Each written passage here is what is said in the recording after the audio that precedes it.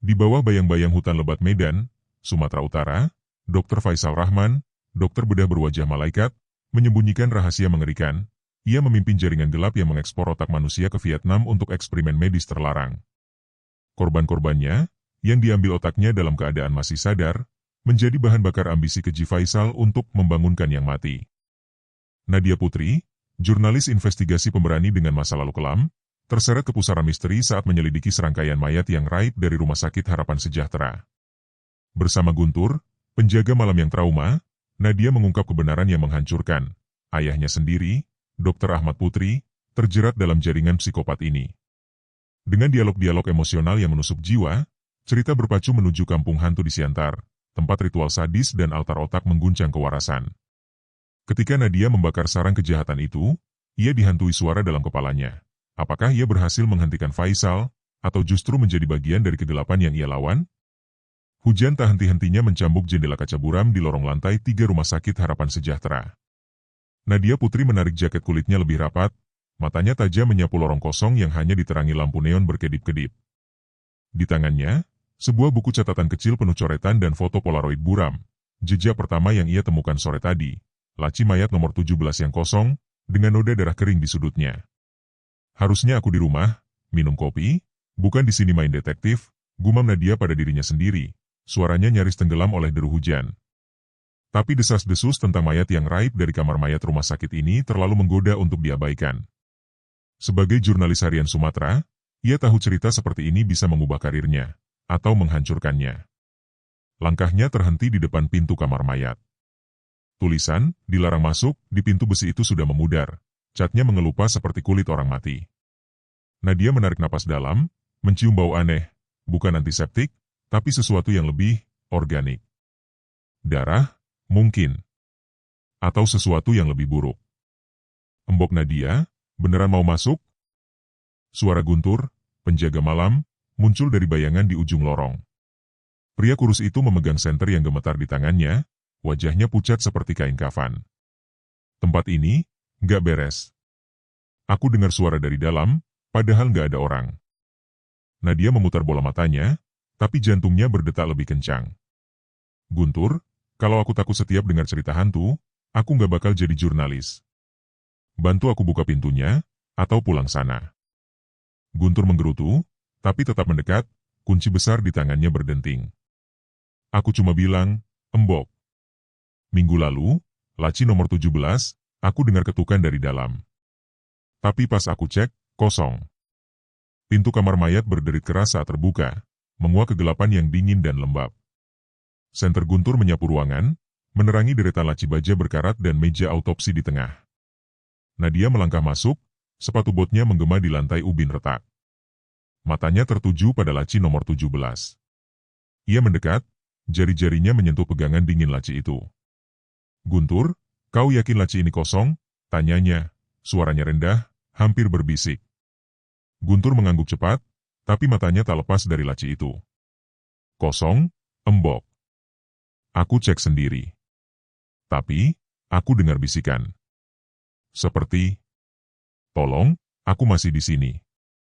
Nadia menahan napas, tangannya menarik laci perlahan. Logam itu berderit, mengiris keheningan.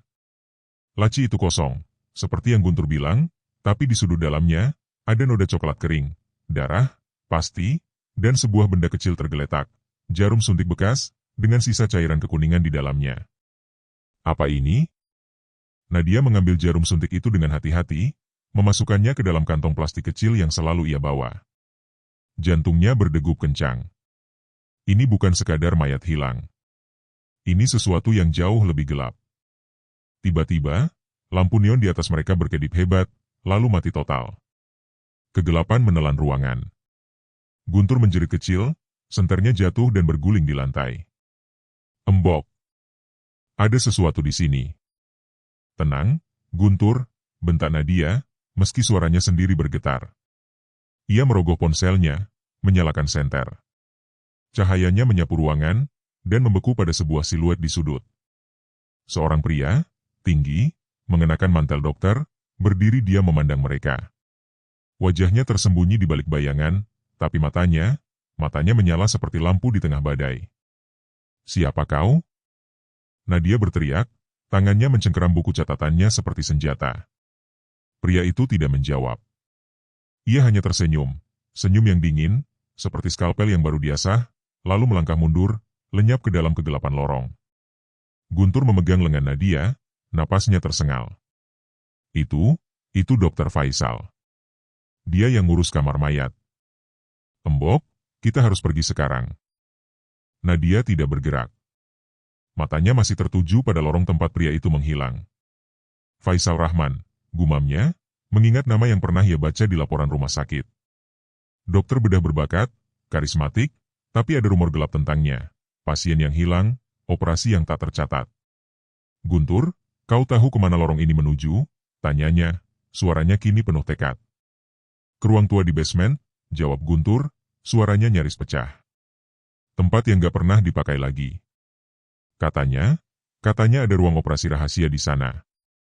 Nadia menarik napas dalam, mencium bau darah yang kini lebih kuat. Kalau aku ingin jawaban, aku harus ke sana. Ia melangkah menuju lorong gelap, mengabaikan protes Guntur. Di dalam dadanya, campuran ketakutan dan tekad membakar. Ia tahu, apapun yang menunggunya di basement itu, akan mengubah segalanya. Saat ia menghilang ke dalam lorong, sebuah suara pelan bergema di belakangnya, seperti ketukan dari laci mayat. Tolong, aku masih di sini. Nadia merasakan udara dingin merayap di kulitnya saat ia melangkah lebih dalam ke lorong basement. Senter ponselnya hanya mampu menerangi beberapa meter ke depan, tapi itu cukup untuk memperlihatkan dinding berlumut dan pipa-pipa berkarat yang meneteskan air keruh. Di belakangnya, Guntur mengikuti dengan langkah ragu, napasnya tersengal seperti orang yang baru lari dari mimpi buruk. Mbak Nadia, ini gila. Kita nggak tahu apa yang ada di bawah sini, bisik Guntur, suaranya gemetar. Senter di tangannya bergetar, cahayanya memantul liar di dinding. Aku dengar cerita dari penjaga lama, ruang operasi tua itu dikunci sejak 10 tahun lalu. Katanya, ada dokter yang bunuh diri di sana. Nadia menghentikan langkahnya, menoleh dengan alis terangkat. Guntur, kalau kau mau cerita hantu, simpan untuk nanti. Kita cari bukti, bukan legenda. Tapi kata-kata itu terasa kosong di tenggorokannya. Bau busuk di udara semakin kuat, seperti daging yang dibiarkan membusuk. Ia menelan ludah, mencoba menyingkirkan bayangan siluet Dr. Faisal yang tadi dilihatnya. Senyumnya yang dingin, matanya yang seperti menembus jiwa. Lorong itu berakhir di sebuah pintu besi tua, terkunci dengan gembok besar yang berkarat. Di pintu itu, ada coretan samar, huruf-huruf acak yang membentuk kata Vivere. Nadia menyentuh coretan itu, jari-jarinya terasa lengket. Ini, catnya masih basah, gumamnya, jantungnya berdetak lebih kencang. Vivere, artinya, hidup, dalam bahasa Latin. Apa maksudnya? Guntur mundur selangkah, wajahnya pucat pasi. Mbak, kita pulang. Ini gak beres. Aku dengar suara lagi, ketukan, seperti tadi. Nadia mengabaikannya, matanya tertuju pada gembok. Ia merogoh saku jaketnya, mengeluarkan kawat kecil yang biasa ia gunakan untuk membuka kunci pintu kantor redaksi saat lupa kunci. Bantu aku pegang senter, Guntur. Kita masuk. Mbak, ini bukan film, protes Guntur, tapi ia tetap memegang senter dengan tangan gemetar. Cahayanya menerangi tangan Nadia yang bekerja cepat, memilin kawat di dalam gembok. Setelah beberapa detik yang terasa seperti jam, gembok itu berderit dan terbuka. Nadia mendorong pintu, dan aroma busuk yang lebih kuat menyergap mereka, membuat Guntur tersedak. Ruangan di depan mereka adalah mimpi buruk yang hidup. Meja operasi stainless steel berdiri di tengah, dikelilingi alat-alat bedah canggih yang tampak tidak pada tempatnya di ruang tua ini. Di sudut, ada lemari kaca berisi toples-toples kaca, masing-masing berisi cairan kekuningan dan sesuatu yang mengambang di dalamnya. Nadia mendekat, senter ponselnya menyapu toples itu. Jantungnya hampir berhenti saat ia menyadari apa yang ia lihat. Potongan otak manusia, mengambang dalam larutan, dengan tabung kecil yang terhubung ke alat aneh di sampingnya. Ya Tuhan, Nadia mundur, tangannya menutup mulut. Ini bukan rumah sakit. Ini, laboratorium. Guntur menjatuhkan senter, cahayanya berguling dan menerangi dinding. Di sana, terpampang foto-foto Polaroid, wajah-wajah orang, mata mereka terbuka lebar, penuh ketakutan. Di bawah setiap foto, Ada nama dan tanggal. Salah satunya bertuliskan, subjek 17-20 Oktober 2025. Tanggal 3 hari lalu. Mbak, kita harus lapor polisi. Guntur hampir menjerit, suaranya memecah keheningan. Tapi sebelum Nadia bisa menjawab, sebuah suara berderit dari sudut ruangan, seperti engsel pintu rahasia. Langkah kaki mendekat, pelan tapi pasti. Nadia memutar tubuhnya, senter ponselnya menyapu kegelapan, dan wajah Dr. Faisal Rahman muncul di ambang cahaya. Jurnalis yang penasaran, kata Faisal, suaranya lembut tapi penuh ancaman, seperti pisau yang meluncur di atas sutra. Ia mengenakan mantel dokter, tapi tangannya memegang alat bedah kecil yang berkilau di bawah cahaya senter. Kau seharusnya tidak ada di sini, Nadia Putri. Nadia menegakkan tubuhnya, menahan rasa takut yang merayap di tulang punggungnya. Aku tahu apa yang kau lakukan, dokter. Mayat hilang, otak ditoples, kau pikir kau bisa sembunyikan ini? Faisal tersenyum, tapi matanya tetap dingin. Kau tidak mengerti, Nadia. Ini bukan soal menyembunyikan. Ini soal menciptakan. Otak-otak ini, mereka masih hidup. Mereka berbicara, mereka berpikir. Dan aku memberi mereka tujuan. Guntur meraih lengan Nadia, menariknya mundur. Mbak, lari. Tapi Nadia tidak bergerak. Matanya terkunci pada Faisal, mencari celah di balik topeng karismatiknya. Kau gila, sambar Nadia, suaranya penuh amarah. Kebenaran potong lebih dalam dari skalpelmu, dokter. Aku akan ungkap ini semua. Faisal melangkah mendekat, alat bedah di tangannya berkilau. Kebenaran? Kau pikir dunia siap untuk kebenaran? Kau pikir kau siap? Ia berhenti, kepalanya miring seperti predator yang mengintai mangsa. Kau pernah dengar bisikan di kepalamu, Nadia? Suara yang bukan milikmu? Nadia membeku. Untuk sesaat, bayangan masa kecilnya muncul, suara samar yang memanggil namanya di malam sunyi, suara yang ia kira hanya mimpi. Tapi sebelum ia bisa menjawab, sebuah suara keras mengguncang ruangan, dentuman pintu besi yang ditutup di ujung lorong. Faisal menoleh, senyumnya lenyap. Kalian punya waktu sampai fajar untuk keluar dari sini, katanya, suaranya kini penuh urgensi. Setelah itu, kau akan jadi bagian dari koleksiku. Ia melangkah mundur, menghilang ke dalam bayangan, meninggalkan Nadia dan Guntur dalam kegelapan yang kini terasa hidup. Dari toples-toples di lemari kaca, Nadia bersumpah ia mendengar bisikan pelan, seperti doa yang patah, tolong, aku masih di sini. Nadia meraih tangan Guntur, menariknya menuju pintu. Kita harus cari bukti dan keluar dari sini. Sekarang. Tapi di dalam hatinya, ia tahu, apa yang ia temukan malam ini baru permulaan. Dan Faisal Rahman bukan satu-satunya monster di rumah sakit ini. Nadia menarik Guntur menjauh dari ruang operasi rahasia, jantungnya berdetak kencang seperti genderang perang. Bisikan dari toples-toples itu masih bergema di kepalanya. Tolong, aku masih di sini, mengguncang setiap serat kewarasannya. Langkah mereka tergesa, sepatu bot Nadia menggema di lorong sempit, tapi suara dentuman pintu besi tadi terasa semakin dekat, seperti langkah kematian yang mengintai. Mbak, kita nggak bakal keluar hidup-hidup. Guntur nyaris menjerit, wajahnya basah oleh keringat dan ketakutan. Dokter Faisal, dia bukan manusia. Kau lihat matanya? Itu mata iblis. Guntur, tutup mulutmu dan lari, bentak Nadia, tapi suaranya sendiri retak, tercekik oleh rasa takut yang ia coba kubur. Ia tahu mereka tidak hanya melawan Faisal, tapi sesuatu yang jauh lebih besar, jaringan yang mampu membuat mayat lenyap dan otak manusia jadi komoditas. Tangan kanannya mencengkeram ponsel, jari-jarinya bergerak cepat mengetik pesan ke satu-satunya orang yang ia percaya, Inspektur Rudi Santoso, polisi yang pernah menyelamatkannya dari kasus penguntitan 2 tahun lalu. Pesan Nadia, Rudi, ke RS Harapan Sejahtera sekarang. Basement. Ada lab rahasia, otak manusia, Faisal Rahman. Cepat, atau aku mati. Lorong itu tiba-tiba terasa lebih sempit, udara semakin berat. Nadia dan Guntur berbelok ke sudut, hanya untuk mendapati pintu besi yang mereka lewati tadi kini tertutup rapat. Guntur memukuli pintu itu dengan panik. Terjebak. Kita terjebak, Mbak. Tenang. Nadia mendorong Guntur ke samping, memeriksa gembok yang kini mengunci pintu. Ini baru digembok. Dia masih di sini. Matanya menyapu kegelapan, mencari bayangan Faisal. Tapi yang ia dengar justru suara lain, derit sepatu kulit di ujung lorong, diikuti suara pelan, seperti logam yang diseret di lantai. Mbak Nadia, Guntur meraih lengannya, suaranya nyaris tak terdengar. Itu, skalpel. Sebelum Nadia bisa menjawab, lampu darurat padam total. Kegelapan menelan mereka. Nadia menyalakan senter ponselnya, cahayanya gemetar di tangannya. Di ujung lorong, Faisal berdiri, mantel dokternya berkibar seperti sayap kematian. Di tangan kanannya, sebuah skalpel kecil berkilau, ujungnya meneteskan cairan merah. Di tangan kirinya, sebuah tabung kaca kecil berisi cairan kekuningan, mirip yang Nadia temukan di laci mayat.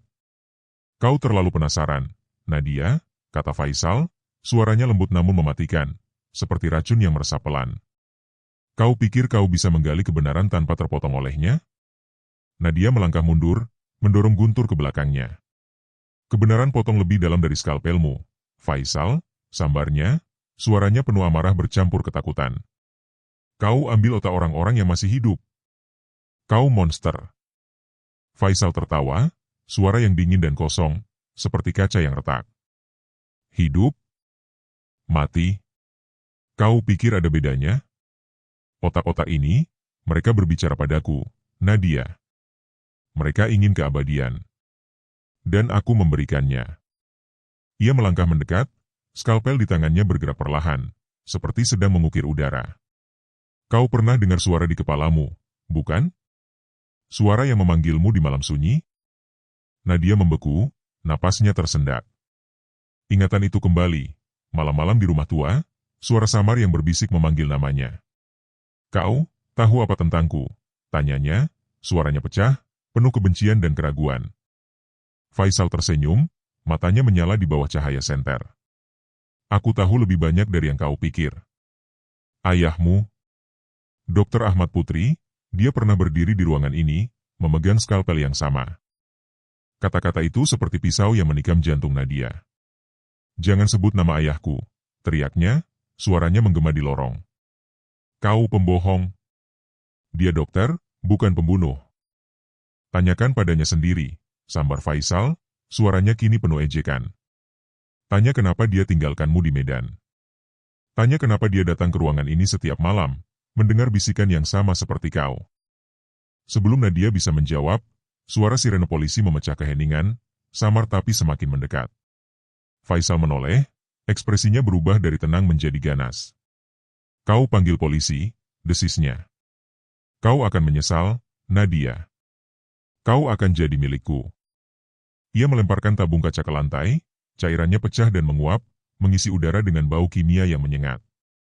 Nadia dan Guntur tersedak, mata mereka perih. Faisal menghilang ke dalam kegelapan, langkahnya lenyap di balik deru sirene yang kini mengguncang rumah sakit. Mbak! Mbak, bangun! Guntur menarik Nadia yang terbatuk keras, matanya berair. Kita harus keluar. Nadia berjuang berdiri, kepalanya pening oleh bau kimia dan kata-kata Faisal. Ayahnya. Dr. Ahmad Putri. Nama itu terasa seperti pengkhianatan, seperti luka yang baru robek. Tapi ia tidak punya waktu untuk tenggelam dalam pikiran. Cahaya lampu sorot polisi mulai menerobos dari ujung lorong, diikuti teriakan keras. Polisi! Jangan bergerak. Suara itu milik Inspektur Rudi Santoso, pria bertubuh tegap dengan wajah keras namun mata penuh kekhawatiran. Ia berlari mendekat, pistol di tangannya teracung, diikuti 3 polisi bersenjata. Nadia, apa yang terjadi? Kau baik-baik saja? Nadia bangkit, tangannya masih mencengkeram ponsel. Rudi, kau terlambat, katanya, suaranya serak tapi penuh amarah. Faisal Rahman, dia di sini. Ada laboratorium di basement. Otak manusia, Rudi. Mereka masih hidup. Rudi membeku, matanya menyipit. Otak manusia? Nadia, kau yakin? Suaranya penuh keraguan, tapi ada nada urgensi di dalamnya. Ia menoleh ke anak buahnya. Periksa ruangan itu. Sekarang, 2 polisi bergerak ke arah ruang operasi rahasia, senjata mereka teracung. Nadia meraih lengan Rudi, suaranya bergetar. Rudi, Faisal tahu tentang ayahku. Dia bilang ayahku terlibat. Aku nggak tahu apa yang harus kupercaya. Rudi menatapnya, wajahnya mengeras. Ahmad Putri? Nadia, ayahmu pensiun 5 tahun lalu. Dia nggak mungkin. Kau nggak dengar dia, Rudi, potong Nadia, suaranya nyaris pecah. Faisal tahu sesuatu. Dan aku akan cari tahu apa itu, meski itu membunuhku. Tiba-tiba, teriakan salah satu polisi memecah percakapan mereka. Inspektur. Lihat ini. Polisi itu berdiri di depan lemari kaca, wajahnya pucat seperti mayat. Nadia dan Rudi berlari mendekat, dan apa yang mereka lihat membuat darah Nadia membeku. Di dalam salah satu toples, mengambang dalam cairan kekuningan, ada potongan otak dengan label kecil. Subjek 17 Nadia Putri, 20 Oktober 2025. Nadia tersentak mundur, napasnya terhenti. Itu namaku, bisiknya, suaranya penuh kengerian. Rudi, apa yang mereka lakukan padaku? Rudi meraih bahunya, suaranya tegas tapi penuh ketegangan. Kita keluar dari sini, Nadia. Sekarang. Ini bukan lagi kasus hilangnya mayat. Ini perang. Di kejauhan, dari lorong gelap, suara ketukan pelan kembali terdengar, seperti jantungan yang tak pernah berhenti. Tolong, aku masih di sini. Nadia menatap toples kaca itu, nama, Nadia Putri, yang tertera di label terasa seperti belati yang menancap di dadanya. Otak yang mengambang dalam cairan kekuningan itu, mengilat di bawah cahaya lampu sorot polisi, seperti menatap balik ke arahnya, mengejek kewarasannya. Suara ketukan dari lorong masih bergema, pelan tapi tak henti, seperti detak jantung yang menolak mati. Tolong, aku masih di sini. Rudi, apa ini? Bisik Nadia, suaranya nyaris hilang, tercekik oleh kengerian. Tangannya gemetar saat ia menyentuh lemari kaca, jari-jarinya meninggalkan sidik di permukaan dingin. Itu namaku. Namaku. Inspektur Rudi Santoso berdiri di sampingnya, wajahnya keras tapi matanya penuh kekhawatiran. Nadia, tenang. Ini mungkin tipuan. Faisal ingin mainkan pikiranmu. Ia menoleh ke anak buahnya, suaranya tegas. Ambil toples ini, bawa ke lab forensik. Sekarang, polisi muda bernama Bima, yang wajahnya masih pucat, mengangguk cepat dan mulai membuka lemari kaca. Tapi saat tangannya menyentuh toples itu, sebuah suara mendesis pelan terdengar dari dalam, seperti napas yang terputus. Bima tersentak, toples itu hampir jatuh. Inspektur. Ini bergerak. Jangan gila, Bima, bentak Rudi, tapi nadanya goyah. Ia melangkah mendekat, pistolnya masih teracung, matanya menyipit memeriksa toples itu. Cairan di dalamnya bergoyang pelan, seolah ada sesuatu yang hidup di dalamnya. Nadia mundur, napasnya tersengal. Rudi, ini bukan tipuan. Faisal bilang otak-otak ini hidup. Dia melakukan sesuatu pada mereka. Matanya melirik ke Guntur, yang kini meringkuk di sudut, memeluk lututnya, wajahnya basah oleh air mata dan keringat. Guntur, bangun. Kita harus keluar. Tapi Guntur hanya menggeleng, suaranya pecah. Mbak, aku dengar mereka. Otak-otak itu, mereka berbicara. Mereka bilang mereka masih merasakan sakit. Ia menutup telinganya, tubuhnya gemetar hebat. Aku nggak mau mati di sini. Nadia ingin berteriak padanya, menyuruhnya bangkit, tapi kata-kata Faisal kembali menghantuinya. Ayahmu pernah berdiri di ruangan ini, memegang skalpel yang sama. Pikiran itu seperti racun, meracuni setiap inci logikanya. Ayahnya, Dr. Ahmad Putri, dokter yang dulu ia kagumi, yang mengajarinya keberanian. Apakah dia benar-benar bagian dari kegilaan ini? Sebelum Nadia bisa menjawab pertanyaan itu, suara derit keras memecah keheningan. Dinding di sudut ruangan bergeser, mengungkapkan pintu rahasia yang tersembunyi.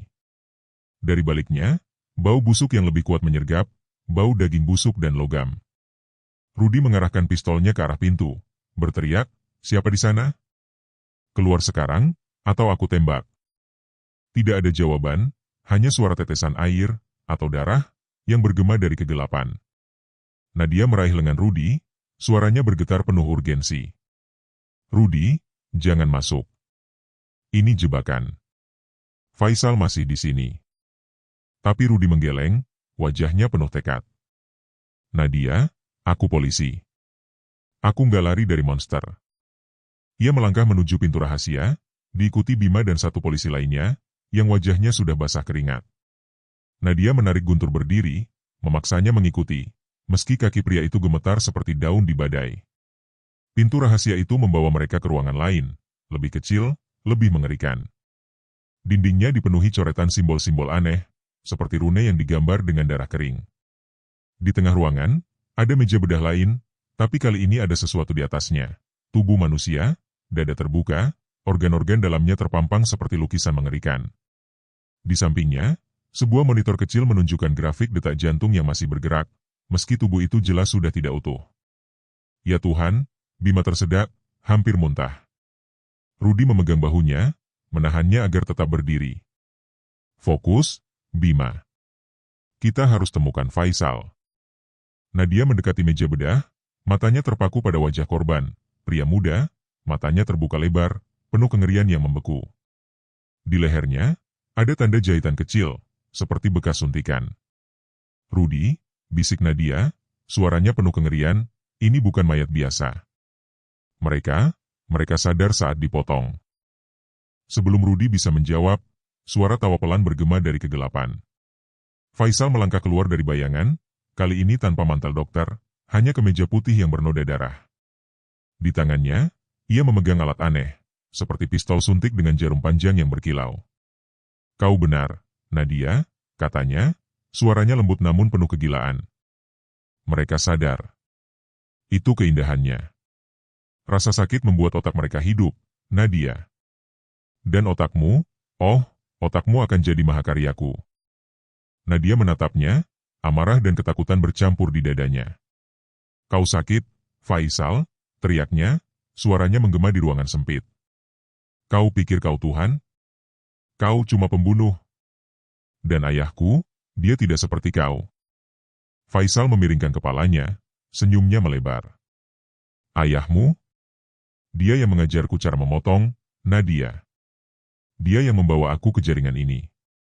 Tapi kau istimewa. Otakmu sudah dipilih sejak lama. Ia mengangkat pistol suntik itu, matanya menyala penuh obsesi. Vietnam menunggu, Nadia. Mereka ingin otak yang sempurna. Rudi melangkah ke depan, pistolnya teracung. Letakkan senjata itu, Faisal, atau aku tembak kepalamu sekarang. Suaranya penuh otoritas, tapi ada getaran di dalamnya. Ketakutan yang ia coba sembunyikan. Faisal hanya tertawa, suaranya seperti kaca yang pecah.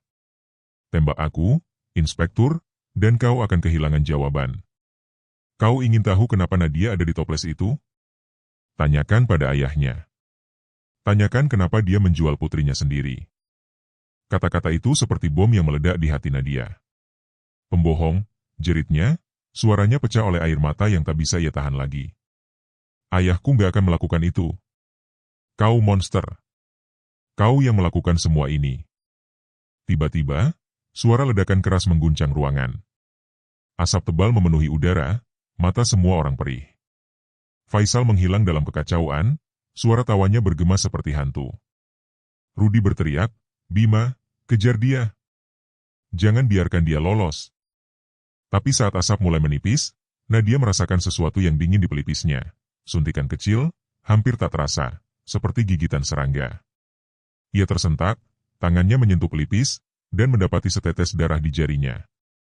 Rudi, bisiknya, suaranya melemah, pandangannya kabur. Dia menyuntikku. Rudi menangkap tubuh Nadia yang limbung, wajahnya penuh kengerian. Nadia. Tahan.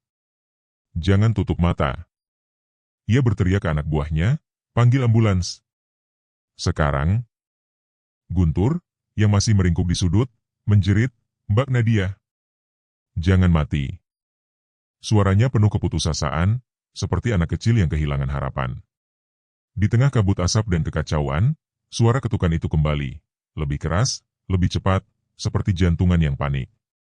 Tolong, aku masih di sini. Dan untuk pertama kalinya, Nadia merasa suara itu bukan dari toples, bukan dari lorong, tapi dari dalam kepalanya sendiri. Nadia tersentak sadar, Kepalanya berdenyut seperti dipukul palu. Rasa dingin di pelipisnya masih terasa, tempat Faisal menyuntiknya dengan jarum yang kini menghantui pikirannya. Ia terduduk di lantai, tangan Inspektur Rudi mencengkeram bahunya, suaranya penuh urgensi. Nadia, dengar aku. Kau harus tetap sadar. Matanya menyapu wajah Nadia, penuh ketegangan. Apa yang dia suntikan padamu? Aku nggak tahu, gumam Nadia, suaranya serak, penuh kepanikan. Jari-jarinya menyentuh pelipisnya, merasakan tetesan darah yang kini mengering. Di dalam kepalanya, suara itu kembali, bukan bisikan lagi, tapi jeritan pelan, kau milikku sekarang. Nadia menutup telinga, matanya melebar ketakutan. Rudi, aku dengar dia. Faisal. Di dalam kepalaku. Rudi mengerutkan kening, wajahnya keras tapi penuh kekhawatiran. Fokus, Nadia. Itu cuma efek obat. Kita harus keluar dari sini. Ia menoleh ke Bima, yang masih gemetar di dekat meja bedah dengan tubuh terbuka itu. Bima, laporkan ke markas. Kita butuh tim forensik dan ambulans sekarang. Tapi Bima tidak menjawab. Matanya terpaku pada tubuh di meja bedah, wajahnya pucat seperti kain kafan. Inspektur, lihat ini, bisiknya, tangannya menunjuk ke dada korban yang terbuka. Di dalam rongga dadanya, jantungan masih berdetak, lemah, tidak wajar, dihubungkan oleh tabung kecil ke mesin aneh di samping meja. Mesin itu berdengung pelan, lampunya berkedip hijau, seperti mengejek kematian itu sendiri. Apa ini? Rudi mendekat, pistolnya masih teracung, tapi tangannya gemetar. Ini nggak mungkin. Dia sudah dipotong. Nadia bangkit dengan susah payah, kakinya lemas, tapi amarah membakar dadanya. Faisal, desisnya, suaranya penuh kebencian. Dia menjaga mereka hidup, untuk ini. Matanya menyapu ruangan, mendarat pada dinding penuh simbol darah. Di sudut, ada tumpukan kotak kayu bertanda, Hanau, Vietnam, berlumur noda coklat kering. Nadia mendekat, tangannya gemetar saat membuka salah satu kotak. Di dalamnya, toples kaca berisi otak manusia, masing-masing dengan label nama dan tanggal. Salah satunya bertuliskan, subjek 18-21 Oktober 2025 masih aktif. Aktif? Nadia tersedak, kotak itu jatuh dari tangannya, pecah di lantai. Cairan kekuningan membanjiri beton, dan otak di dalam toples itu bergoyang pelan, seperti masih hidup. Rudi, mereka masih hidup saat dia ambil otak mereka. Guntur, yang masih meringkuk di sudut, menjerit, suaranya pecah oleh kengerian. Bak Nadia. Kita harus lari. Ini tempat iblis. Ia merangkak menuju pintu rahasia, tapi tiba-tiba membeku. Dari balik pintu, suara langkah berat mendekat, diikuti derit logam yang lebih keras, seperti gergaji listrik yang dinyalakan. Rudi mengangkat pistolnya, berteriak, siapa di sana? Keluar, atau aku tembak. Tapi suaranya tenggelam oleh deru mesin gergaji yang kini menggema di lorong. Asap dari ledakan tadi masih menggantung, menyulitkan pandangan. Nadia meraih lengan Guntur, menariknya berdiri. Guntur, bangun. Kita nggak punya waktu. Tiba-tiba, pintu rahasia terbuka lebar, dan seorang pria bertubuh besar muncul, bukan Faisal, tapi sosok asing dengan topeng bedah dan celemek berlumur darah. Di tangannya, gergaji listrik berdengung, ujungnya berkilau oleh noda merah segar. Matanya, yang terlihat dari balik topeng, penuh kegilaan. Pesanan harus selesai, katanya, suaranya dalam dan mekanis, seperti mesin itu sendiri. Otak kalian, untuk Hanau. Bima menembakkan pistolnya, tapi peluru hanya mengenai dinding, melemparkan serpihan beton. Pria bertopeng itu bergerak cepat, gergajinya mengayun ke arah Bima. Darah menyembur, dan jeritan Bima memecah ruangan saat lengannya terpotong, jatuh ke lantai dengan suara basah yang mengerikan. Bima, teriak Rudi, menembak berulang kali, tapi pria itu menghilang ke dalam asap, seperti hantu. Nadia menarik Guntur menuju pintu lain, jantungnya berdetak liar. Rudi, kita harus lari. Mereka terlalu banyak. Tapi saat ia berbalik, ia melihat Rudi berlutut di samping Bima, yang kini tergeletak dalam genangan darah, matanya kosong. Rudi, ayo, jerit Nadia, suaranya penuh keputusasaan. Rudi bangkit, wajahnya penuh amarah dan rasa bersalah. Aku nggak akan biarkan mereka lolos, teriaknya, suaranya menggema di tengah deru gergaji yang kembali terdengar. Ia menarik Nadia dan Guntur menuju lorong, tapi langkah mereka terhenti saat suara Faisal bergema dari kegelapan, seperti dewa yang mengatur neraka ini. Nadia, panggil Faisal, suaranya lembut namun penuh racun. Kau pikir kau bisa lari? Suntikan itu sudah mengalir di darahmu. Kau bagian dari kami sekarang. Nadia menutup telinga, tapi suara itu terasa di dalam kepalanya, seperti cakar yang mencengkeram otaknya. Diam, jeritnya, air mata mengalir di pipinya. Kau bohong. Aku bukan milikmu. Tapi di dalam hatinya, ia merasa ada yang berubah, seperti ada bayangan lain di dalam dirinya, berbisik, menariknya ke kegelapan. Rudi mendorong Nadia dan Guntur ke arah tangga darurat, suaranya penuh urgensi. Kita ke atas. Tim forensik akan sampai sebentar lagi. Tapi saat mereka mencapai tangga, pintu di atas terkunci, dan suara gergaji itu semakin mendekat. Nadia menoleh, dan di ujung lorong, pria bertopeng itu muncul kembali, kali ini dengan Faisal di sampingnya. Faisal memegang pistol suntik baru, matanya menyala penuh obsesi. Ayahmu menyerahkanmu, Nadia, kata Faisal, suaranya seperti pisau yang memotong jiwa. Dia tahu kau istimewa. Otakmu akan jadi kunci keabadian.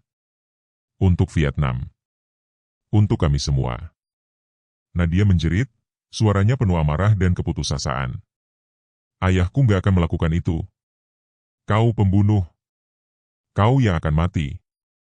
Ia meraih sebatang pipa besi dari lantai, mengayunkannya ke arah Faisal, tapi pria bertopeng itu bergerak lebih cepat, gergajinya mengarah ke Nadia. Rudi menarik Nadia ke samping, peluru dari pistolnya menghantam bahu pria bertopeng itu. Pria itu tersentak, tapi tidak jatuh, hanya mengeluarkan tawa yang mengerikan. Kalian semua akan jadi pesanan, teriaknya, sebelum menghilang kembali ke dalam asap. Tangga darurat akhirnya terbuka, dan Rudi mendorong Nadia dan Guntur ke atas, suaranya penuh kemarahan. Lari! Jangan berhenti! Tapi saat Nadia mencapai anak tangga terakhir, ia merasakan sakit tajam di pelipisnya, seperti jarum yang menusuk otaknya. Suara itu kembali, lebih keras, lebih jelas, kau milikku sekarang, Nadia. Selamanya. Ia tersandung, hampir jatuh, tapi Guntur menangkapnya. Bak, tahan, jeritnya, air mata mengalir di wajahnya. Jangan dengarkan suara itu. Di belakang mereka, suara gergaji dan tawa Faisal bergema, bercampur dengan ketukan yang kini terdengar seperti jeritan. Tolong, aku masih di sini. Nadia menoleh ke bawah, matanya penuh kengerian, dan untuk sesaat, ia bersumpah melihat bayangan ayahnya di antara asap, memegang skalpel, menatapnya dengan mata kosong. Nadia tersandung di anak tangga, kakinya lemas, kepalanya berdenyut seperti dipukuli palu godam. Setiap langkah terasa seperti menyeret tubuhnya melalui lumpur neraka. Suntikan di pelipisnya meninggalkan rasa panas yang merambat di bawah kulit, dan suara itu, suara Faisal, atau sesuatu yang lebih gelap, terus berbisik di kepalanya. Kau milikku, Nadia. Otakmu, milikku. Ia menutup telinga, tapi suara itu bukan dari luar, itu menggali dari dalam, seperti cacing yang menggerogoti pikirannya. Jalan, Nadia, teriak Inspektur Rudi Santoso, suaranya penuh amarah dan keputusasaan. Darah Bima masih menempel di jaket seragamnya, noda merah yang mengilat di bawah cahaya lampu sorot yang mulai melemah. Ia mendorong Nadia dan Guntur menaiki tangga, pistolnya teracung ke belakang, siap menembak apapun yang muncul dari kegelapan. Kita hampir sampai ke pintu keluar. Guntur, yang wajahnya kini seperti topeng kengerian, terseduh. Mbak Nadia, aku nggak bisa, aku dengan mereka. Otak-otak itu menjerit di kepalaku. Ia memukuli kepalanya sendiri. Darah mengalir dari keningnya yang terluka akibat cengkeramannya sendiri. Mereka bilang mereka masih hidup. Mereka rasakan pisau itu. Guntur, diam, bentak Nadia, suaranya pecah oleh air mata yang ia coba tahan. Tapi di dalam hatinya, ia tahu Guntur tidak berbohong. Suara-suara itu nyata, dan mereka juga memanggilnya. Ia merasakan luka kecil di pelipisnya, darah yang mengering seperti tanda pengkhianatan. Ayahku, pikirnya, kata-kata Faisal menghantamnya seperti pukulan.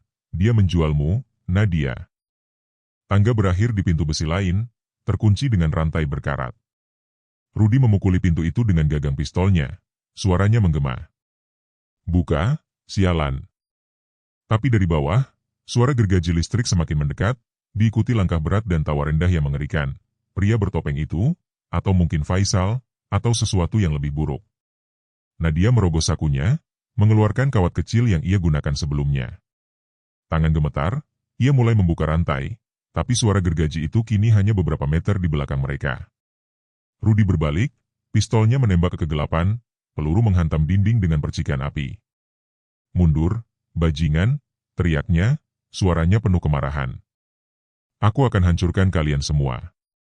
Tapi dari asap yang masih menggantung, pria bertopeng itu muncul, celemeknya kini basah kuyup oleh darah segar. Gergaji listrik di tangannya berdengung, ujungnya berlumur daging dan tulang yang masih menempel. Di belakangnya, Faisal melangkah keluar, matanya menyala seperti bara di tengah neraka. Kalian tidak bisa lari, katanya, suaranya lembut namun penuh kegilaan. Otak kalian. Hanau menunggu. Dan Nadia, kau akan jadi yang terakhir. Nadia menjerit, kawat di tangannya akhirnya mematahkan rantai. Pintu terbuka, dan mereka tersandung ke lorong lain, tapi bukan kebebasan. Lorong ini lebih gelap, dindingnya dipenuhi coretan darah segar yang membentuk lingkaran dan simbol aneh, seperti altar penyembahan iblis. Di ujung lorong, sebuah meja kayu berdiri, dikelilingi lilin-lilin yang menyala lemah. Di atas meja, tumpukan toples kaca berisi otak, masing-masing terhubung ke tabung kecil yang berdengung, seperti mesin yang menjaga jiwa tetap terperangkap. Di sampingnya, tubuh lain, wanita muda, kepalanya terbuka, otaknya sudah diambil, tapi matanya masih berkedip, penuh kengerian yang tak bisa diucapkan. Ya Tuhan, Rudi tersentak, pistolnya jatuh dari tangan yang gemetar. Ini bukan manusiawi. Ia menoleh ke Nadia, wajahnya penuh keputusasaan. Nadia, apa yang mereka lakukan di sini? Nadia tidak bisa menjawab. Matanya terpaku pada tubuh wanita itu, pada mata yang masih hidup, menatapnya seperti memohon. Mereka sadar, bisiknya, suaranya pecah. Mereka merasakan semuanya. Air mata mengalir di pipinya, tapi amarah mengambil alih. Ia berbalik ke Faisal, yang kini berdiri di ambang pintu, pistol suntik di tangannya. Kau monster, teriaknya, suaranya mengguncang lorong. Kau potong mereka hidup-hidup. Kau ambil jiwa mereka. Faisal tersenyum, senyum yang penuh kegilaan dan kepuasan. Jiwa? Tidak, Nadia. Aku selamatkan mereka. Otak mereka hidup selamanya, di Hanau, di laboratorium yang akan mengubah dunia. Dan ayahmu, ia melangkah mendekat, pistol suntiknya teracung. Dia yang mengajarku cara memisahkan jiwa dari tubuh. Dia yang memilihmu untuk ini. Jangan sebut ayahku, jerit Nadia, suaranya seperti pisau yang robek dari dadanya. Ia meraih pipa besi dari lantai, mengayunkannya ke arah Faisal, tapi pria bertopeng itu bergerak lebih cepat. Gergajinya mengiris udara, menghantam pipa hingga terpental, dan ujungnya menggores lengan Nadia. Darah menyembur, dan Nadia menjerit, jatuh ke lantai. Rasa sakit itu membakar, tapi suara di kepalanya lebih buruk. Kau milikku. Kau tidak bisa lari. Rudi menembak lagi, pelurunya menghantam bahu pria bertopeng, tapi pria itu hanya tertawa. Darah mengalir dari lukanya seperti air mancur. Pesanan harus selesai, teriaknya, suaranya seperti mantra gila. Ia mengayunkan gergaji ke arah Rudi, yang menghindar, tapi bila itu mengiris jaketnya, meninggalkan robekan berdarah di lengannya. Guntur, yang kini berdiri dengan mata kosong, tiba-tiba bergerak. Cukup, jeritnya, suaranya penuh keputusasaan yang mentah. Ia meraih lilin dari meja, melemparkannya ke pria bertopeng.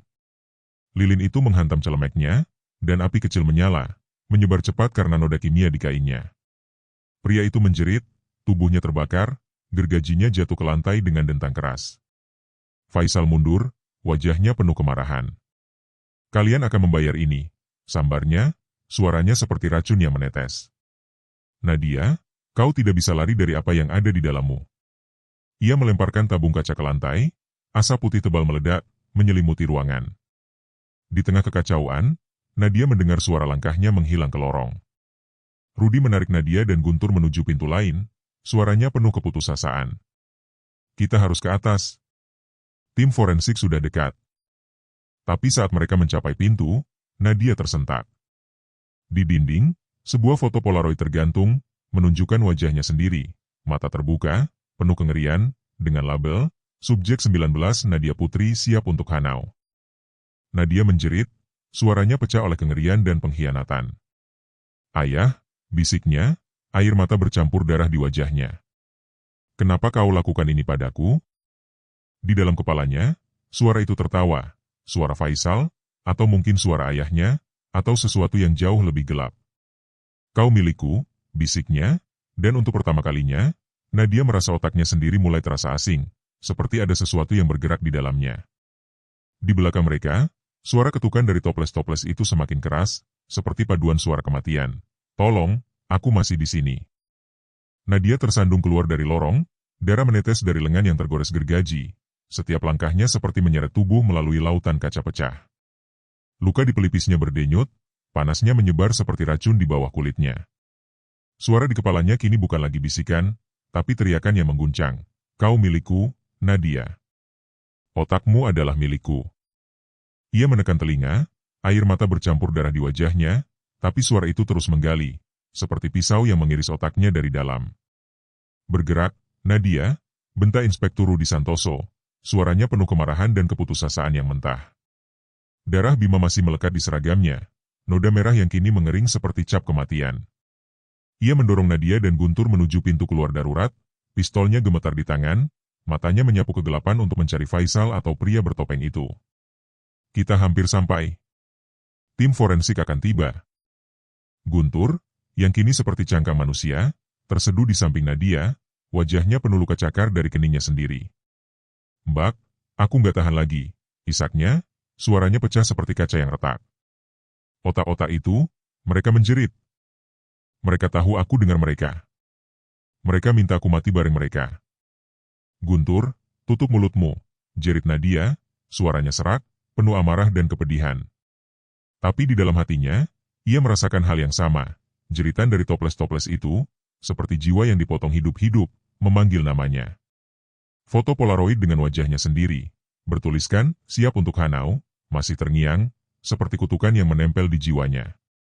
Ayahku, kenapa kau lakukan ini? Pintu keluar darurat akhirnya terlihat, retak dan berkarat, tapi terkunci dengan rantai tebal. Rudi memukuli rantai itu dengan gagang pistolnya, suaranya menggema. Sialan, buka. Tapi dari belakang, suara derit logam kembali terdengar, gergaji listrik, berdengung seperti nyanyian kematian. Nadia menoleh, dan jantungnya hampir berhenti. Pria bertopeng itu muncul dari kegelapan, tubuhnya hangus separuh oleh api, kulitnya melepuh dan berdarah, tapi gergajinya masih berputar, ujungnya berlumur daging dan tulang. Di sampingnya, Faisal berdiri, memegang pistol suntik baru, wajahnya penuh kegilaan yang dingin. Kalian pikir kalian bisa lari, kata Faisal, suaranya lembut namun seperti pisau yang mengiris jiwa. Nadia, otakmu sudah ditandai. Suntikan itu, sudah mengikatmu ke kami. Ke Hanau. Ke keabadian. Ia melangkah mendekat, matanya menyala seperti bara di tengah badai. Ayahmu tahu ini. Dia menyerahkanmu untuk menyelamatkan dirinya sendiri. Jangan sebut ayahku, bajingan, jerit Nadia, suaranya pecah oleh air mata dan kebencian yang membakar. Ia meraih pipa besi dari lantai, tangannya gemetar tapi penuh tekad. Kau potong orang hidup-hidup. Kau ambil jiwa mereka. Kau bukan Tuhan, kau cuma monster yang pantas mati. Faisal tertawa, suara yang gelap dan kejam, seperti kaca yang dihancurkan di bawah sepatu. Jiwa? Kau pikir ini soal jiwa? Ini soal kekuatan, Nadia. Otak kalian adalah kunci untuk menciptakan kehidupan baru. Dan kau, ia mengarahkan pistol suntik ke arah Nadia, matanya penuh obsesi. Kau adalah karya terbaikku. Otakmu akan jadi yang terakhir untuk Hanau. Rudi menembak, pelurunya menghantam dinding di samping Faisal, melemparkan serpihan beton. Letakkan senjata itu, Faisal, teriaknya, suaranya penuh kemarahan yang membara. Aku akan tiup kepalamu jika kau dekati dia. Tapi matanya penuh keputusasaan, ia tahu pelurunya hampir habis, dan pria bertopeng itu semakin mendekat, gergajinya mengiris udara dengan suara yang mengerikan. Pria bertopeng itu bergerak, gergajinya mengayun ke arah Rudy. Bila itu mengiris bahunya, darah menyembur seperti air mancur, dan Rudy menjerit, jatuh ke lutut. "Rudy!" teriak Nadia, berlari ke arahnya, tapi pria bertopeng itu menghadangnya, wajahnya yang hangus tersenyum di balik topeng bedah yang robek. "Kau berikutnya," desisnya, suaranya seperti rantai yang diseret di neraka. Gergajinya mengayun lagi, kali ini ke arah Nadia, dan bila itu menggores dadanya, merobek jaket kulitnya dan meninggalkan luka dalam yang membakar. Darah mengalir, dan Nadia jatuh, napasnya tersengal. Guntur menjerit, suaranya penuh kengerian dan keputusasaan. "Bak Nadia! Jangan mati!" Ia merangkak ke arahnya, tangannya mencakar lantai, meninggalkan jejak darah dari luka di keningnya. "Aku nggak bisa kehilangan kau. Aku nggak bisa." Tapi suaranya tenggelam oleh tawa Faisal, yang kini berdiri di atas Nadia, pistol suntik di tangannya. "Kau merasakannya, bukan?" kata Faisal, suaranya penuh kegilaan yang dingin. "Suntikan itu, ia mengubahmu. Otakmu sudah mulai terhubung dengan mereka." Ia menunjuk toples-toples di altar, yang kini berdengung lebih keras, seperti paduan suara jiwa-jiwa yang tersiksa. "Ayahmu memilih ini untukmu, Nadia. Dia menjualmu untuk menebus dosanya. Tapi kau akan jadi karya terbesarku."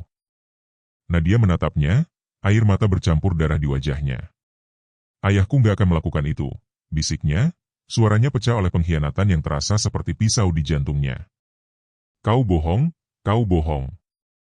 Tapi di dalam kepalanya, suara itu kembali, lebih keras, lebih kejam.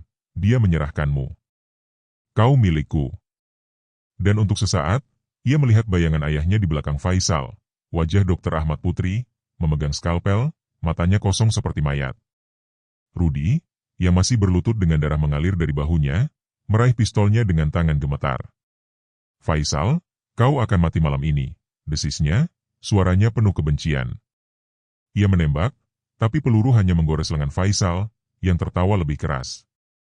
"Kau terlambat, Inspektur," ejek Faisal, suaranya seperti racun yang menetes. "Nadia sudah milik kami. Dan kau hanya daging untuk gergaji." Ia memberi isyarat, dan pria bertopeng itu mengayunkan gergajinya lagi, kali ini ke arah Guntur. Bila itu mengiris paha Guntur, daging dan tulang terbelah dengan suara basah yang mengerikan. Guntur menjerit, tubuhnya ambruk, darah membanjiri lantai seperti sungai merah. Nadia menjerit, suaranya penuh kepedihan yang tak tertahankan. "Guntur!" "Tidak!" Ia merangkak ke arahnya, tangannya mencengkeram wajah Guntur yang pucat. "Tahan, Guntur. Jangan tinggalkan aku." Tapi matanya sudah mulai kosong, napasnya melemah, dan darah terus mengalir. Faisal melangkah mendekat, pistol suntiknya teracung ke pelipis Nadia. "Ini akhirnya, Nadia," katanya, suaranya penuh kegilaan yang mengerikan. "Otakmu akan jadi mahakarya. Hanoi akan memujamu. Dan ayahmu, dia akan bangga." Ia menekan pelatuk, tapi sebelum suntikan itu menyentuh Nadia, suara ledakan keras mengguncang lorong. Pintu keluar darurat meledak terbuka, dan tim polisi bersenjata lengkap menyerbu masuk, lampu sorot mereka menerobos kegelapan. "Polisi! Jangan bergerak!" teriak seorang perwira, senapan otomatis di tangannya. Faisal tersentak, melemparkan tabung kaca ke lantai, dan asap tebal kembali meledak, menyelimuti ruangan. Pria bertopeng itu menghilang ke dalam kegelapan, tapi Faisal masih berdiri, menatap Nadia dengan senyum yang penuh janji kematian. "Kau tidak bisa lari dari apa yang ada di dalam dirimu," bisiknya, sebelum melesat ke lorong samping, lenyap dalam asap. Rudy menarik Nadia ke arah polisi, suaranya penuh keputusasaan. "Selamatkan dia. Dia disuntik sesuatu." Tapi Nadia hampir tidak mendengarnya. Matanya terpaku pada tubuh Guntur, yang kini tergeletak tak bergerak, dan pada altar otak yang masih berdengung, seperti memanggilnya. Suara di kepalanya semakin keras, semakin kejam. "Kau milikku. Selamanya." Di tengah kekacauan, ia merasakan sesuatu bergerak di bawah kulitnya, seperti jarum yang menggali otaknya. Dan untuk pertama kalinya, ia tidak yakin apakah suara itu milik Faisal, atau ayahnya. Nadia terseret oleh dua polisi bersenjata, tubuhnya lemas, darah dari luka di lengan dan dadanya menetes ke lantai, meninggalkan jejak merah di trotoar basah. Rasa panas di pelipisnya kini seperti api yang membakar otaknya, dan suara itu, suara yang bukan miliknya, terus menggema. Kau milikku, Nadia. Kau tidak bisa lari. Setiap kata terasa seperti jarum yang menusuk tengkoraknya, mengoyak kewarasannya. Inspektur Rudi Santoso berjalan di sampingnya. Bahunya berdarah, wajahnya penuh kemarahan dan rasa bersalah. Nadia, tahan, teriaknya, suaranya nyaris tenggelam oleh deru hujan. Ambulans sudah di depan. Kau akan baik-baik saja. Tapi matanya penuh keraguan, seperti ia tahu bahwa apa yang disuntikan Faisal ke Nadia bukan sekadar racun biasa. Guntur. Nadia menutup mata, mencoba menghapus bayangan tubuh Guntur yang tergeletak di lorong, pahanya robek oleh gergaji, matanya kosong. Guntur, bisiknya, suaranya pecah oleh air mata yang bercampur hujan. Kenapa kau tinggalkan aku? Tapi suara di kepalanya menjawab, kejam dan dingin. Dia lemah. Kau kuat. Kau milikku. Tim forensik berhamburan ke halaman, membawa kotak-kotak bukti dan tandu untuk Bima dan Guntur, meski Nadia tahu mereka sudah tidak bisa diselamatkan. Rudi mendorong Nadia ke arah ambulans, tapi ia tersentak, menolak disentuh. Rudi, aku nggak gila, jeritnya, suaranya penuh keputusasaan. Aku dengar dia. Faisal. Dia di dalam kepalaku. Dan ayahku, dia bilang ayahku menjualku. Rudi memegang bahunya, wajahnya keras tapi penuh kepedihan. Nadia, dengar aku. Faisal mainkan pikiranmu. Ahmad Putri adalah dokter terhormat. Dia nggak mungkin. Jangan bohong, potong Nadia, suaranya seperti pisau yang robek dari dadanya. Faisal tahu sesuatu. Aku lihat fotoku di altar itu. Namaku di toples itu. Ayahku, dia bagian dari ini. Air mata mengalir di wajahnya, bercampur darah dan hujan. Dia menyerahkan aku, Rudi. Ayahku menyerahkan aku. Seorang paramedis mendekat, membawa jarum suntik berisi obat penenang. Nona, Anda harus tenang. Anda kehilangan banyak darah. Tapi Nadia menampar tangannya, jarum itu jatuh ke genangan air. Jangan sentuh aku, teriaknya, suaranya penuh kengerian. Kalian semua sama. Kalian ingin otakku. Rudi menahan paramedis itu, suaranya tegas tapi penuh keputusasaan. Beri dia ruang. Dia trauma. Ia menoleh ke Nadia, matanya penuh permohonan. Nadia, aku janji, aku akan cari Faisal. Aku akan ungkap ini semua. Tapi kau harus hidup. Kau dengar aku? Tapi Nadia tidak mendengar. Suara di kepalanya semakin keras, seperti paduan suara dari toples-toples otak di altar bawah tanah. Kau milikku. Kau adalah kunci. Ia memegang pelipisnya, merasakan luka kecil yang kini bengkak, seperti ada sesuatu yang bergerak di bawah kulitnya. Rudi, bisiknya, suaranya melemah. Ada sesuatu di dalam aku nggak tahu apa aku masih aku.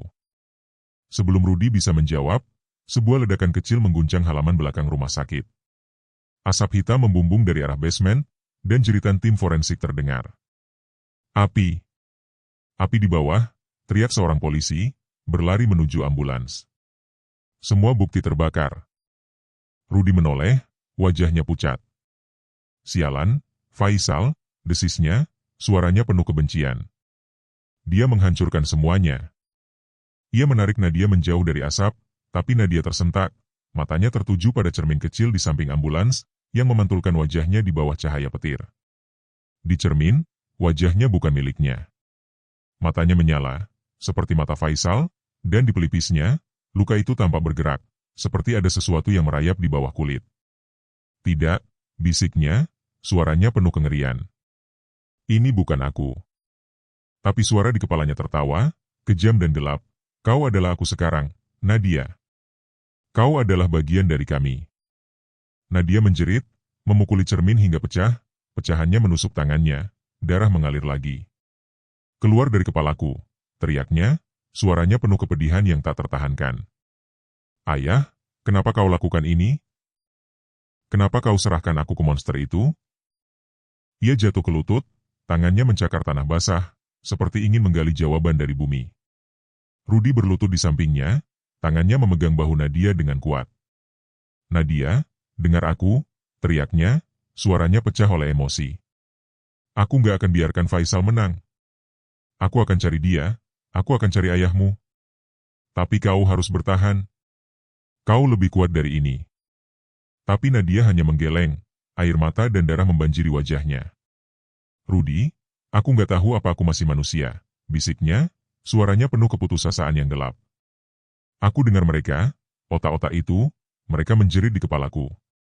Dan ayahku, dia bagian dari ini.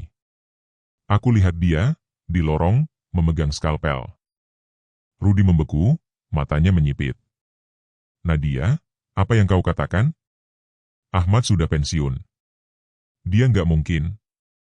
Dia di sana, potong Nadia, suaranya seperti jeritan jiwa yang terkoyak. Aku lihat dia. Dia menatapku, Rudi. Matanya kosong, seperti mayat. Dia menjualku untuk ini. Ia memukuli dadanya sendiri, seperti ingin mengusir suara yang menggerogoti otaknya. Seorang polisi berlari mendekat, wajahnya penuh kengerian. Inspektur, kami temukan sesuatu di basement sebelum api menyebar. Ada rekaman, operasi. Dan, ada nama Ahmad Putri di dokumen itu. Rudi menoleh, wajahnya membeku. Dokumen apa? Tanyanya, suaranya rendah tapi penuh ancaman. Polisi itu menelan ludah, tangannya gemetar saat menyerahkan ponsel dengan video yang baru diambil. Rekaman operasi, seseorang dipotong hidup-hidup. Dan, ada suara Ahmad Putri. Dia bilang, Nadia adalah kunci. Nadia tersentak, tubuhnya ambruk ke tanah basah. Tidak, bisiknya, suaranya hilang dalam deru hujan. Ayah, kenapa? Suara di kepalanya tertawa lebih keras, seperti ribuan jarum yang menusuk otaknya. Kau milikku. Kau adalah kunci untuk Hanau. Untuk keabadian. Rudi menarik Nadia berdiri, suaranya penuh kemarahan. Nadia, kita akan cari tahu kebenaran. Aku janji. Tapi sekarang, kau harus ke rumah sakit. Kita harus periksa apa yang disuntikkan Faisal padamu.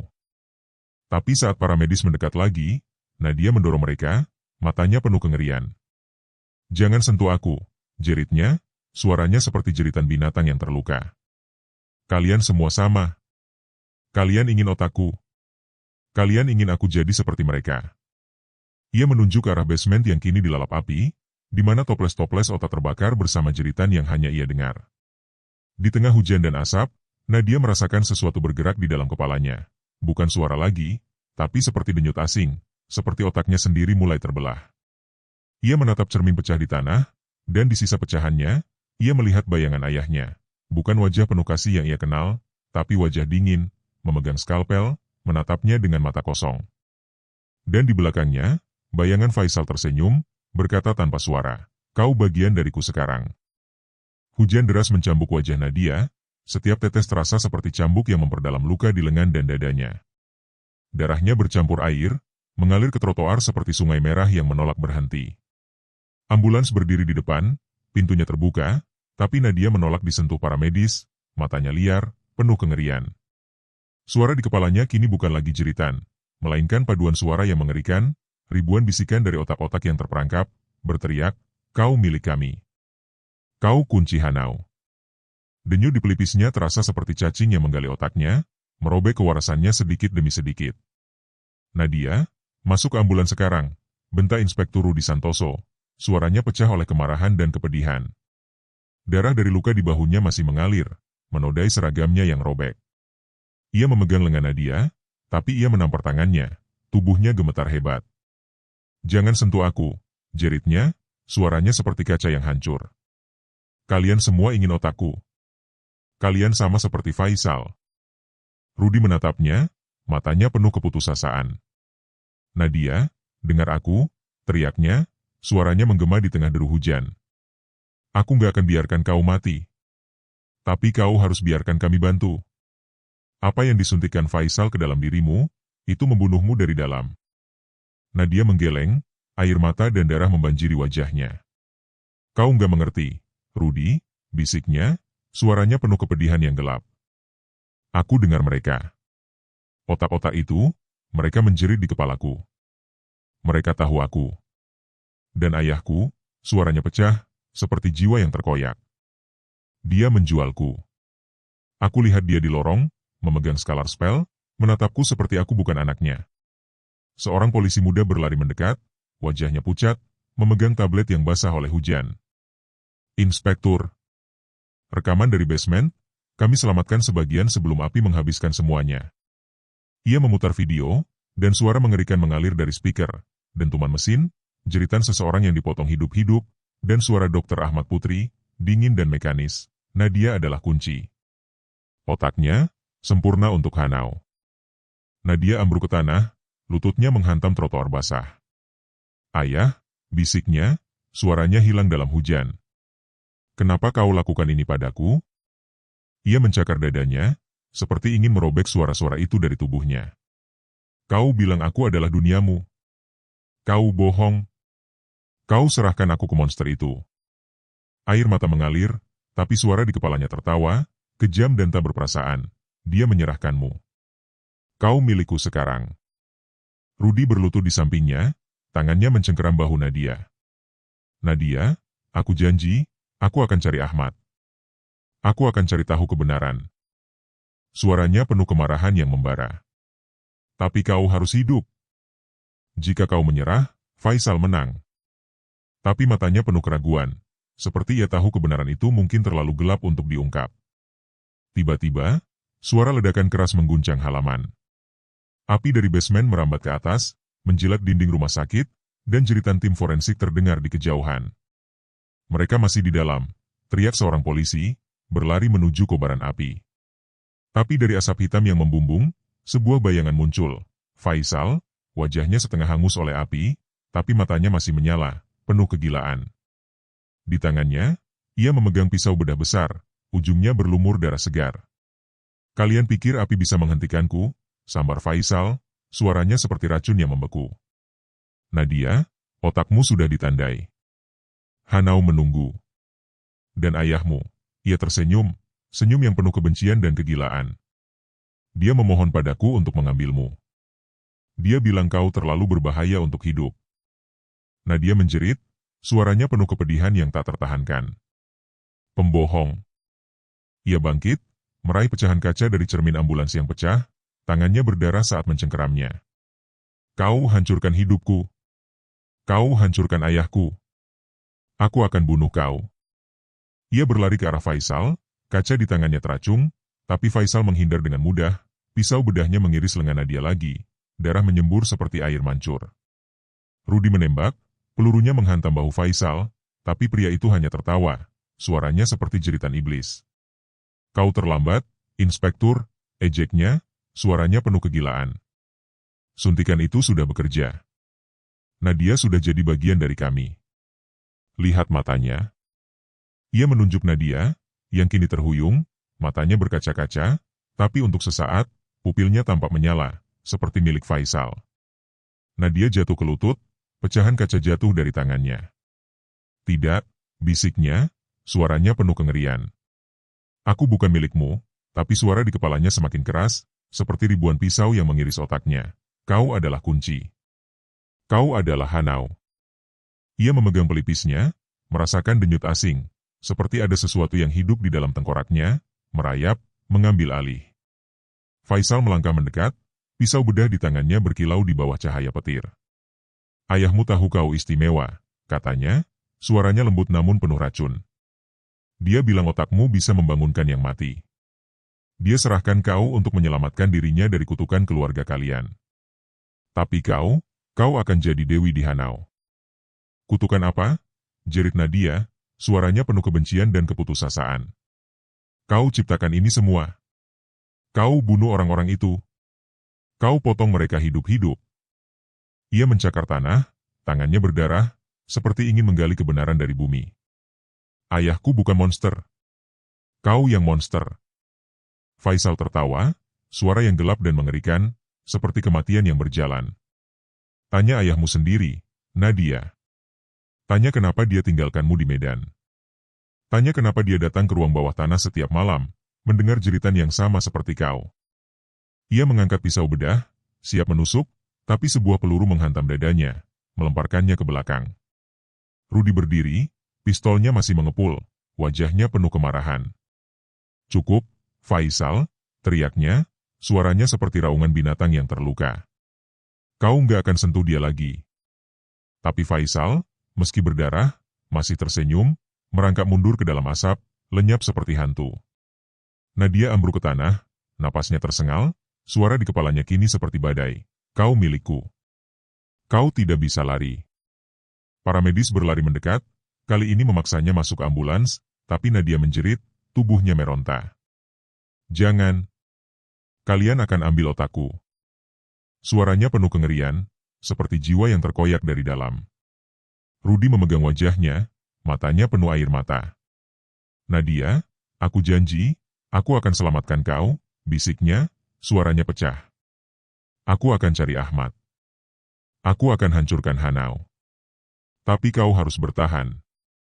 Tapi saat ambulans membawanya pergi, Nadia menatap keluar jendela, dan di genangan air di trotoar, ia melihat bayangannya, bukan wajahnya, tapi wajah ayahnya, memegang skalpel, di samping Faisal yang tersenyum. Dan di dalam kepalanya, suara itu berbisik, lebih keras, lebih kejam. "Kau adalah kunci. Kau adalah Hanau.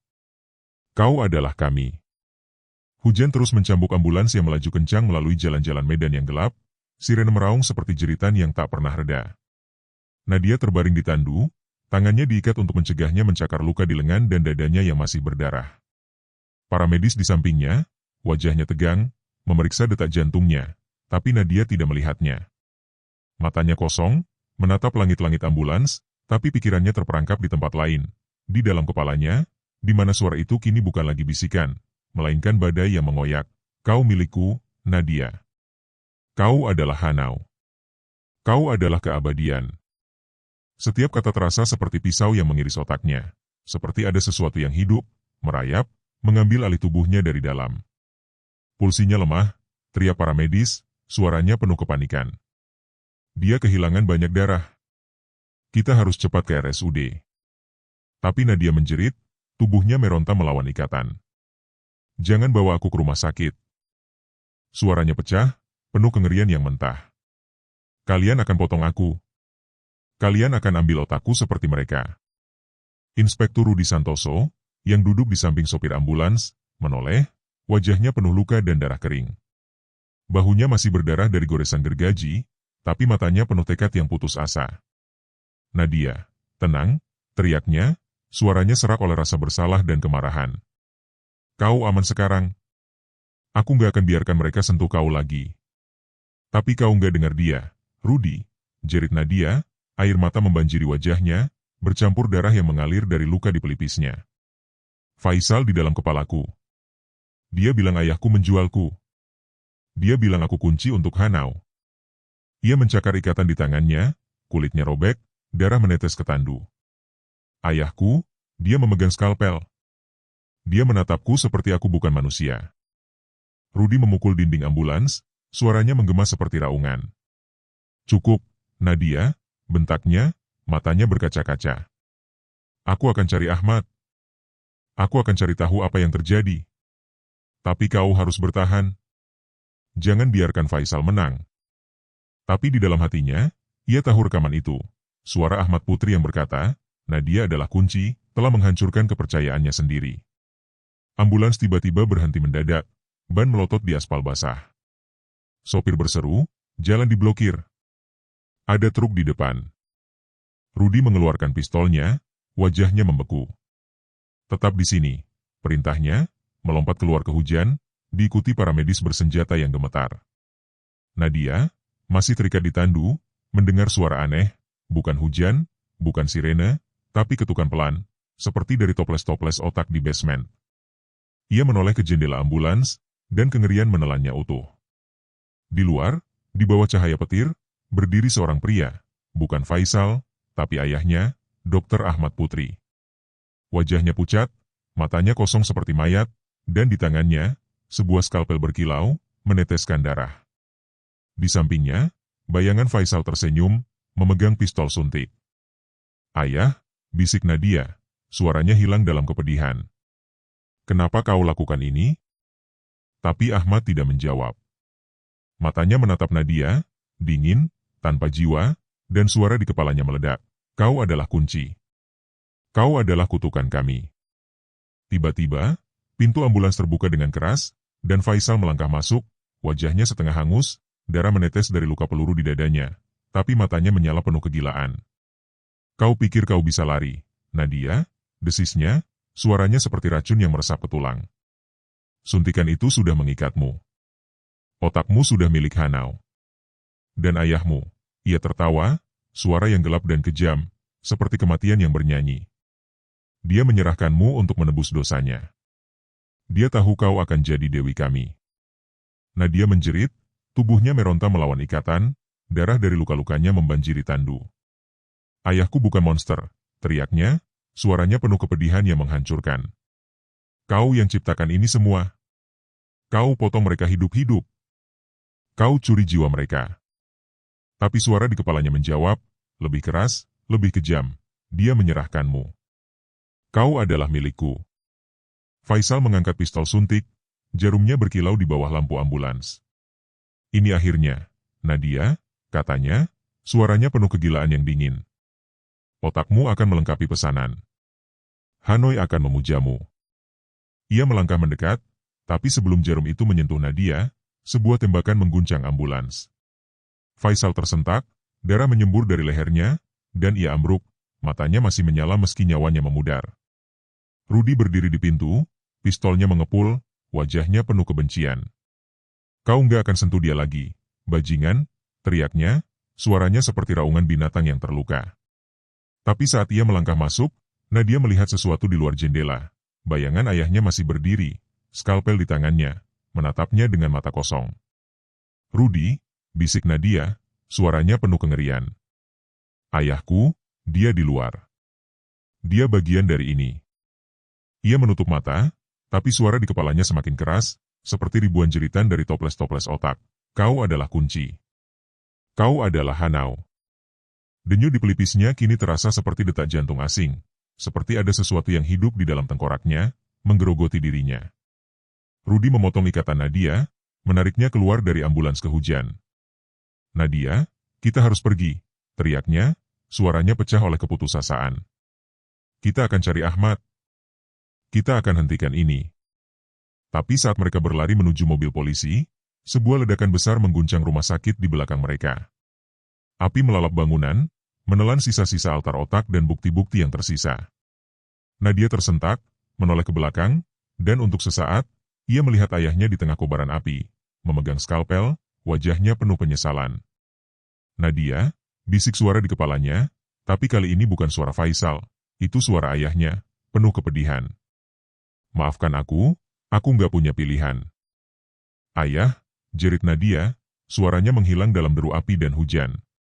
Ia jatuh ke lutut, tangannya mencakar tanah basah, seperti ingin menggali ayahnya dari kengerian itu.